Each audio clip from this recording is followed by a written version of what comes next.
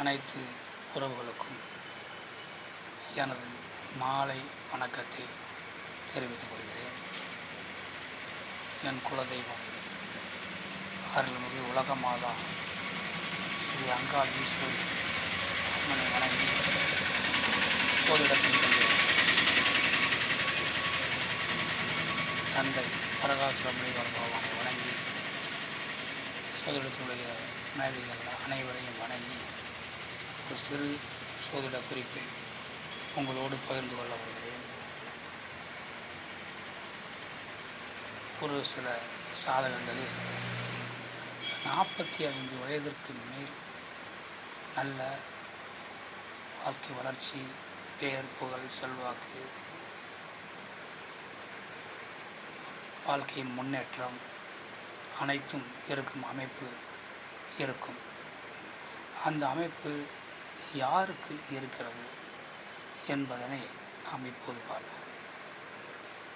ஒரு ஜாதகத்தில் சனி பகவான் ஆட்சியில் இருந்தாலும் சரி, அதாவது மகரத்தில் சனி பகவான் இருந்தாலும், கும்பத்தில் சனி பகவான் இருந்தாலும், உச்சத்தில் இருந்தாலும் சரி, அதாவது துலாம் ராசியில் உச்சமாக இருந்தாலும், அதுபோக லக்னத்திற்கு ஒரு ஜாதகத்தில் லக்னத்திற்கு 7ஆம் இடத்தில் திக்பலத்தில் இருந்தாலும் சரி, இந்த மாதிரி ஒரு அமைப்பு ஒரு ஜாதகருக்கு இருந்தால் அந்த ஜாதகர் 45 வயதிற்கு மேல் வாழ்வில் முன்னேறக்கூடிய வாய்ப்பு, அவருடைய வாழ்க்கை 45 வயதுக்கு மேல் பிரகாசமாக இருக்கும். அதனால் தளர்ச்சி அடைய வேண்டாம். தொடர்ந்து உழைப்பை மட்டும் இடைவிடாது உழைத்து கொண்டே இருக்க வேண்டும். அந்த உழைப்பின் பயன் ஒட்டுமொத்தமாக 45 வயதுக்கு மேல் அவருக்கு கிடைத்துவிடும். வாழ்வின் உச்சத்தை நோக்கி சென்று விடுவார். அதனால் வருத்தப்பட தேவையில்லை, கவலைப்பட தேவையில்லை. விடாமுயற்சியும் உழைப்பும் அவரிடம் இருந்து கொண்டே இருக்க வேண்டும். இரண்டாவதாக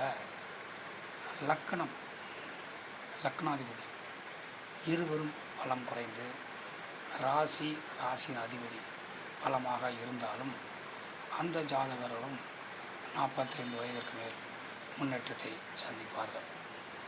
மூன்றாவதாக யோக தசாக்கள். அந்த யோக தசாக்கள் அந்த குறிப்பிட்ட வயதுக்கு மேல் நாள் கடந்து தான் வரும். 45 வயது 50 வயசுக்கு மேல் தான் அந்த யோக தசா வரும்.